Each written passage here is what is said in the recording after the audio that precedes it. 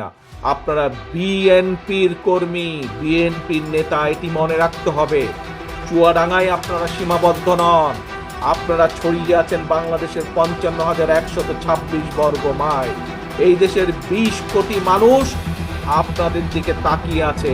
আপনাকে বুঝতে হবে আপনার এই কাঁধের উপরে কত বড় দায়িত্ব আছে, এটি আপনাকে অনুধাবন করতে হবে। এটি আপনাকে বুঝতে হবে যে কত বড় দায়িত্ব আছে। আপনি শহীদ জিয়ার কর্মী, খালেদা জিয়ার সৈনিক আপনি। কাজে আপনাকে সেই অনুধাবন থেকে বুঝতে হবে যে কি দায়িত্ব, কি আচরণ করা উচিত এবং কি করা উচিত না। এটি বুঝতে সক্ষম হলে দেশের মানুষ আনন্দে আপনাদেরকে দায়িত্ব প্রদান করবে। কাজেই আসুন আজকে আমরা প্রতিজ্ঞাবদ্ধ হই।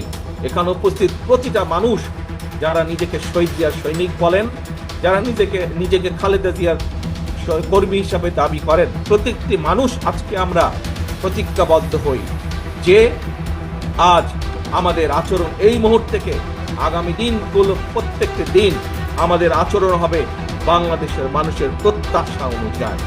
আমাদের আচরণ হবে আমরা যাতে ৩১ দফা যেটি জাতির সামনে হাজির করেছি, সেই ৩১ দফা আমরা পূরণ করার জন্য যা যা করা উচিত আমাদের, আমরা সেই মোতাবেক নিজেদেরকে তৈরি করব। এই হোক আমাদের প্রত্যাশা, এই হোক আমাদের প্রতিজ্ঞা।